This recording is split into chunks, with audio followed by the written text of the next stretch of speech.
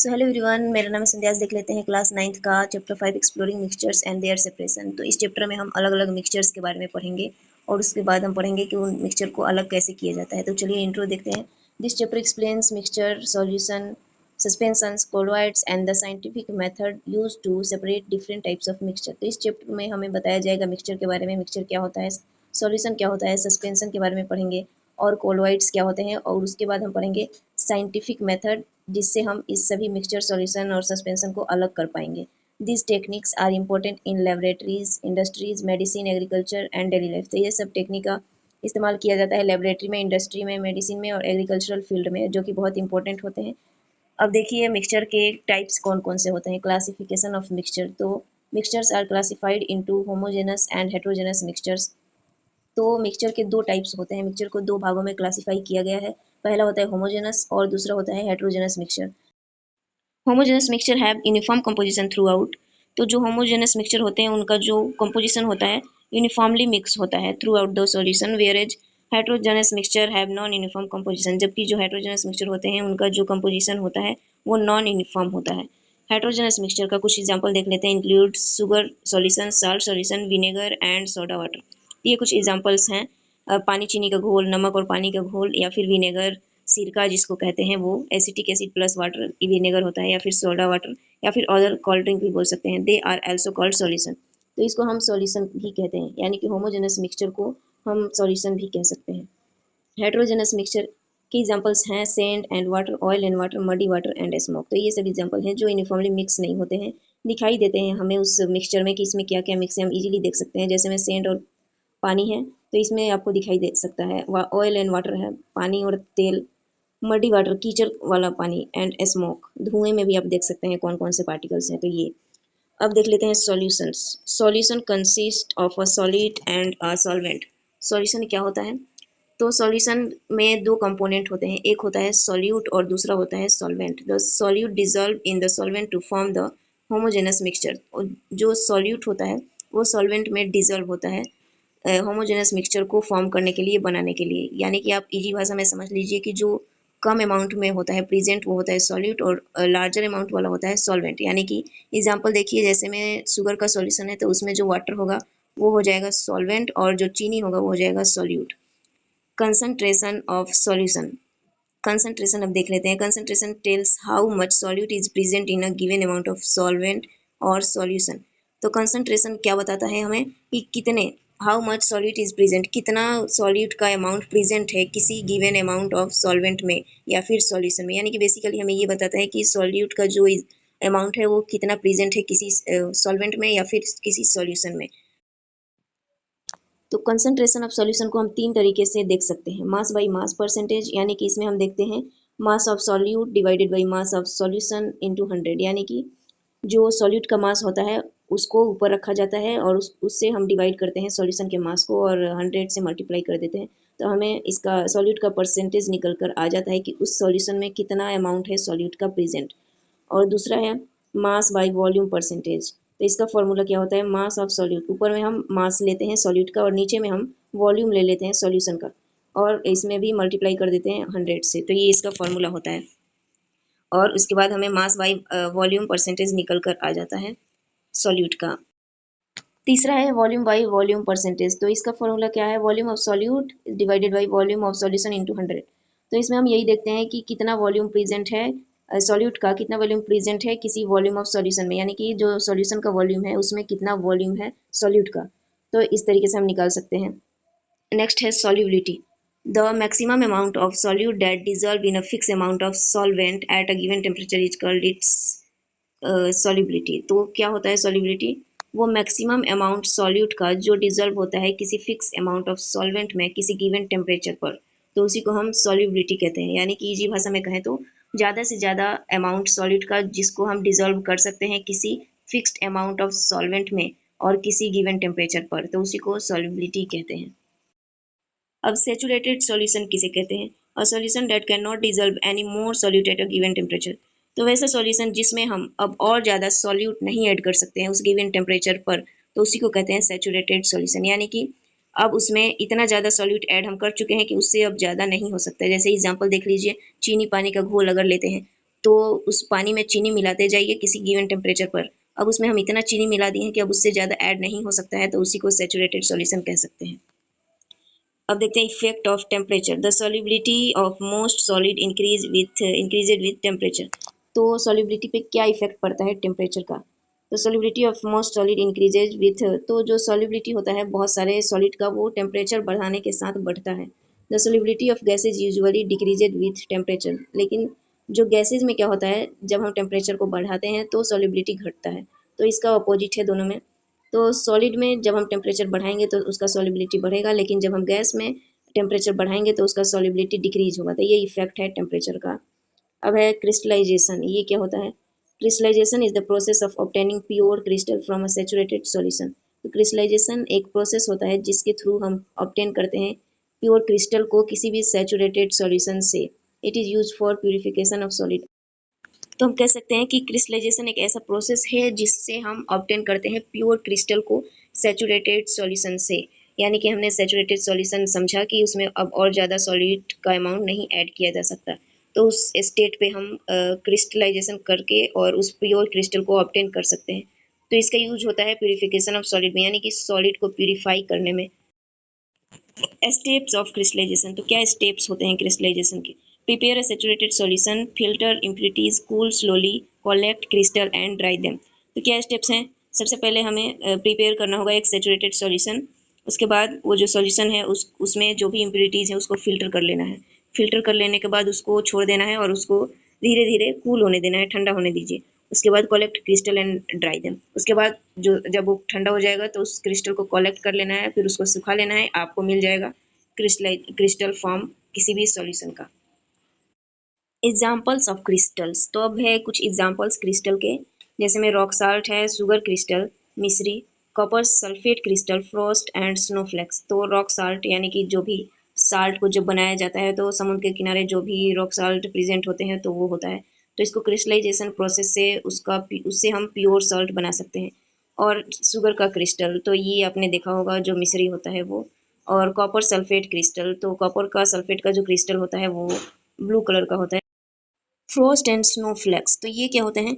Frost वो होता है जब टेम्परेचर बहुत ज़्यादा कम हो जाता है, यानी कि 0 डिग्री सेल्सियस पे। तो जो आप देख सकते हैं किसी भी सरफेस पे आइस का क्रिस्टल, तो उसको फ्रोस्ट कहते हैं। यानी कि ग्रास पे, रूफ पे या फिर विंडोज पे, तो वो होता है फ्रोस्ट। यानी कि 0 डिग्री टेम्परेचर पे आपको आइस का क्रिस्टल दिखाई देता है। स्नोफ्लेक्स क्या होते हैं?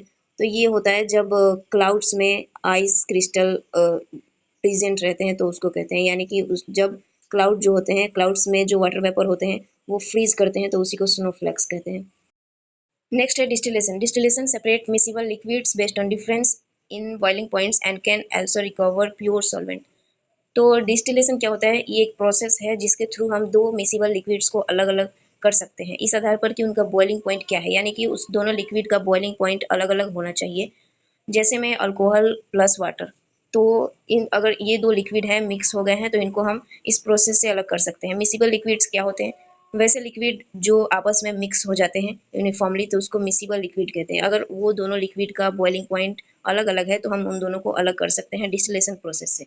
और हम and also recover pure solvent, और प्योर सॉल्वेंट भी पा सकते हैं।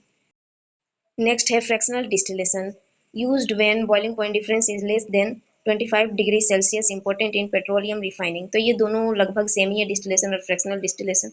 तो इसमें आमतौर पे क्या किया जाता है कि इसका यूज किस में करते हैं? तो वैसे लिक्विड्स में जिसका जो बॉइलिंग पॉइंट होता है वो कम से कम 25 डिग्री सेल्सियस होता है। यानी कि जो बॉइलिंग पॉइंट का डिफरेंस होगा दोनों लिक्विड में कम से कम 25 डिग्री सेल्सियस होना चाहिए। और ये किस में इम्पोर्टेंट है? तो पेट्रोलियम रिफाइनिंग में। जब हम पेट्रोलियम को रिफाइन करते हैं तो उस वक्त फ्रैक्शनल डिस्टिलेशन प्रोसेस का इस्तेमाल करते हैं। तो एग्जांपल याद रखिएगा, ये पूछ सकता है। अब है प्रोडक्ट्स ऑफ पेट्रोलियम रिफाइनिंग। तो क्या प्रोडक्ट्स निकलते हैं जब हम पेट्रोलियम को रिफाइन करते हैं? तब उसके अंदर से LPG, petrol, kerosene, diesel, lubricating oil and bitumen. तो इतने सारे चीज़ सिर्फ एक पेट्रोलियम को रिफाइन करते टाइम हमें ऑब्टेन हो जाता है। LPG, petrol, kerosene, diesel, lubricating oil and bitumen. तो एलपीजी गैस जो जलाते हैं हम, और पेट्रोल, इसके बारे में आपको पता होगा। केरोसिन, तो ये सब पेट्रोलियम से ही निकलता है। डीजल और लुब्रिकेटिंग ऑयल चिकनाहट के लिए जिस ऑयल का हम इस्तेमाल करते हैं वो, और बिटुमिन, तो ये सब पेट्रोलियम के प्रोडक्ट्स होते हैं। नेक्स्ट प्रोसेस है पेपर क्रोमेटोग्राफी। तो ये क्या होता है? Separate coloured substances based on different rates of movement through paper. तो इसमें हम क्या करते हैं, सेपरेट करते हैं कलर्ड सब्सटेंस को, यानी कि इसमें कलर्ड वाले सब्सटेंस कलर को अलग किया जाता है, दो कलर को, based on different rates of movement through paper. तो इस आधार पे कि उस कलर के मूवमेंट्स क्या हैं, यानी कि उन कलर्स का क्या क्या मूवमेंट है, कौन पानी में ज़्यादा तेजी से फ्लो करता है, कौन नहीं करता है, तो इसी आधार पे और हम इसको पेपर के थ्रू अलग करते हैं। इसका एप्लीकेशन देखेंगे तो समझ में आ जाएगा कैसे होता है। Separation of dyes, food colours, plant pigments and inks. तो ये सब हम सेपरेट करते हैं इसके थ्रू। डाई को सेपरेट किया जाता है क्रोमेटोग्राफी प्रोसेस से, यानी कि डाई में हम देखते हैं कि क्या इसमें एक ही कलर का मिक्सचर है, यानी एक ही कलर है इसमें, तो इससे हम सेपरेट करते हैं तो उसमें बहुत सारे कलर्स निकल कर सामने आता है। तो ये पता चलता है कि बहुत सारे कलर्स का मिक्सचर से डाई बनता है। या फिर फूड कलर्स में भी बहुत सारे कलर्स होते हैं। Plant pigments and inks, ink का एक्टिविटी दिया हुआ है एनसीईआरटी बुक में, आप देख सकते हैं कि उसको कैसे अलग किया जाता है। तो अलग करने के बाद आप देखेंगे कि उसमें भी बहुत सारा कलर का मिक्सचर होता है। आगे है इमिसिबल लिक्विड्स। इमिसिबल लिक्विड्स क्या होते हैं? Liquid such as oil and water that do not mix. तो इमिसिबल लिक्विड्स यानी कि वैसे लिक्विड्स जो आपस में मिक्स नहीं हो सकते हैं, उनको इमिसिबल लिक्विड्स कहते हैं। लिक्विड जैसे में ऑयल और वाटर, तो ऑयल और वाटर आपस में मिक्स नहीं होते हैं तो हम उनको इमिसिबल लिक्विड कह सकते हैं। अब देख लेते हैं इमिसिबल लिक्विड्स को अलग कैसे किया जाता है। तो सेपरेटिंग फ्यूनल, तो सेपरेटिंग फ्यूनल का इस्तेमाल करके हम दो इमिसिबल लिक्विड्स को अलग कर सकते हैं। Use to separate immiscible liquids based on density difference. तो डेंसिटी डिफरेंस के आधार पर कि दो इमिसिबल लिक्विड्स का डेंसिटी क्या क्या है, तो दोनों का अगर अलग अलग डेंसिटी है तो उन दोनों को हम अलग कर सकते हैं सेपरेटिंग फ्यूनल का इस्तेमाल करके। तो इसका भी एक्टिविटी बुक में दिया हुआ है, तो आप देख सकते हैं। तो अब देख लेते हैं सब्लिमेशन क्या होता है। Direct conversion of solid to vapour without passing through liquid state.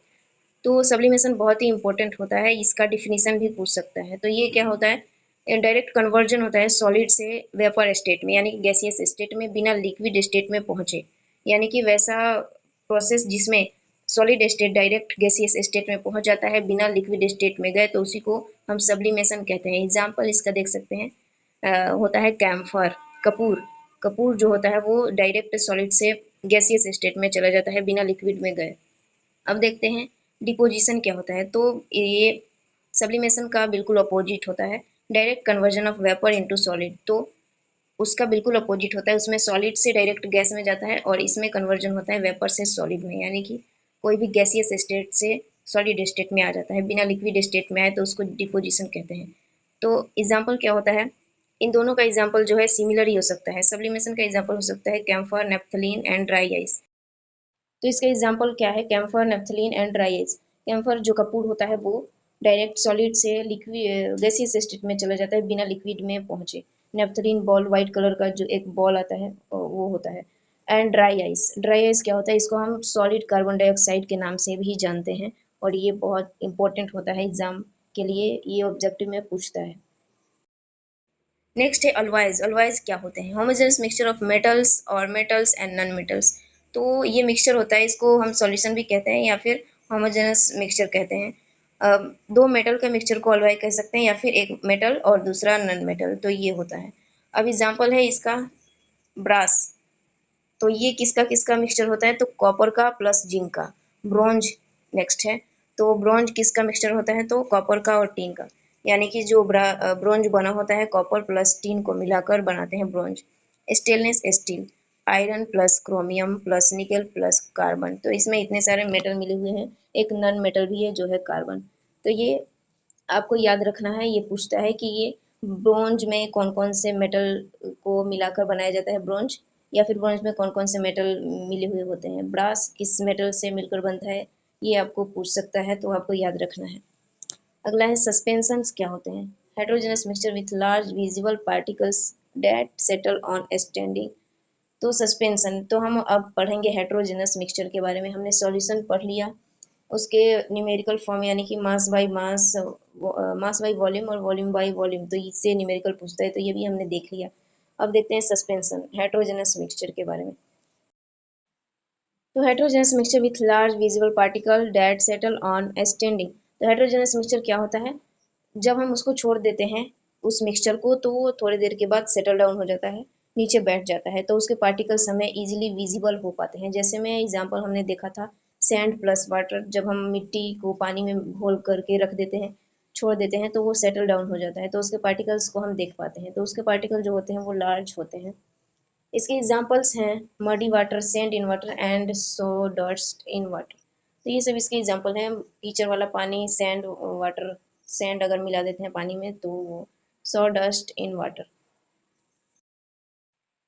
तो सॉडस्ट क्या होता है? जब लकड़ी को काटा जाता है तो उस लकड़ी में से जो महीन तरह का लकड़ी का ही पार्ट गिरता है तो उसी को सॉडस्ट कहते हैं। तो वो छोटे छोटे पाउडर फॉर्म में जो लकड़ी होते हैं काटते वक्त जो गिरता है वो होता है। तो जब उसको पानी में मिलाते हैं तो वो भी है एक सस्पेंशन, एक तरह का हेट्रोजेनस मिक्सचर है।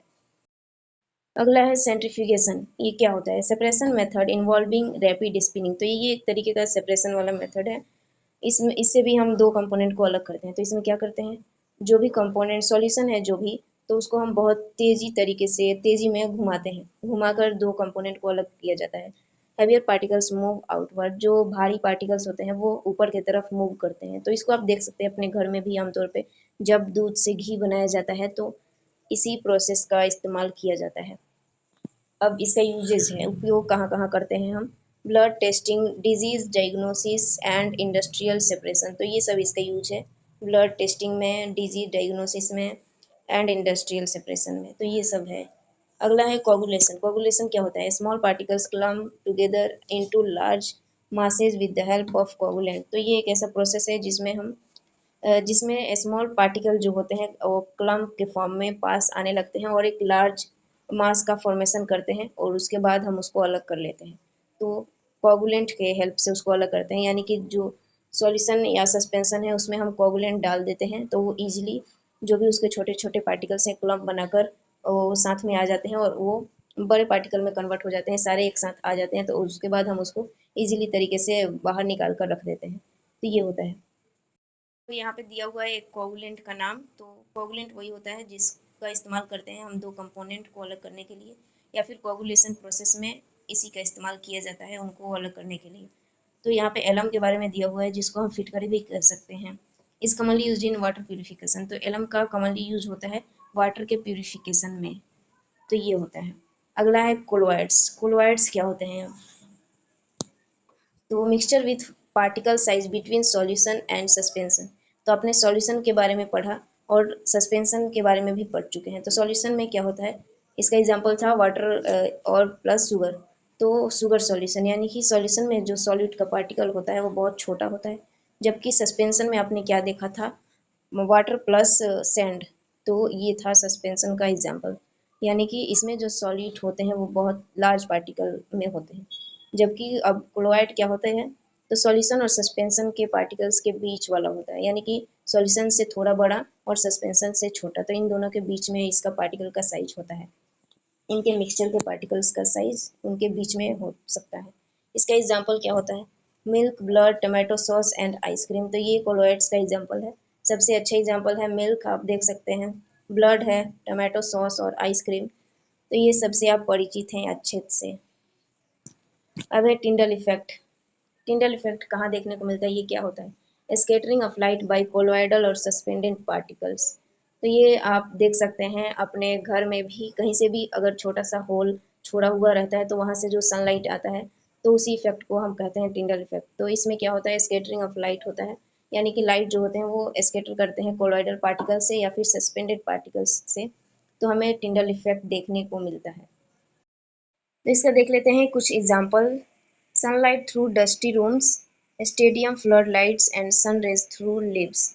तो इसके ये सब एग्जाम्पल हैं। आप रूम में भी अगर कोई छोटा सा होल है तो उसके थ्रू अगर सनलाइट आता है तो ये होता है। या फिर स्टेडियम फ्लड्स लाइट, या फिर ये इसमें हम प्ले ग्राउंड में जो लाइट्स लगाते हैं बहुत ही हाई इंटेंसिटी वाला, तो वही होता है स्टेडियम पे जो भी अगर लाइट लगाया जाता है तो वो। And sun rays through leaves, कभी भी आप गार्डन या फिर पेड़ के नीचे जाते हैं तो लिव्स के थ्रू, लिव्स में कोई स्पेस बच जाता है तो उसके थ्रू जो सनलाइट आता है तो वही कर सकते हैं। इसका कंपैरिजन देख लेते हैं, तीनों का कंपैरिजन, सस्पेंशन, सॉल्यूशन और कोलोइड्स का। Solution have smallest particle. तो सॉल्यूशन के पास सबसे स्मॉलेस्ट पार्टिकल्स होते हैं। Colloid have medium size. Particles, तो कोलोइडल जो सॉल्यूशन होता है, कोलोइड जो होते हैं उनके पार्टिकल्स मीडियम साइज के होते हैं, जबकि सस्पेंशन है लार्जेस्ट पार्टिकल और सस्पेंशन के पास सबसे बड़े। तो ये तीनों याद रखना है। सॉल्यूशन में सबसे छोटे पार्टिकल्स होते हैं, कोलोइड में मीडियम साइज पार्टिकल्स होते हैं और सस्पेंशन में जो होते हैं वो लार्ज साइज पार्टिकल्स होते हैं।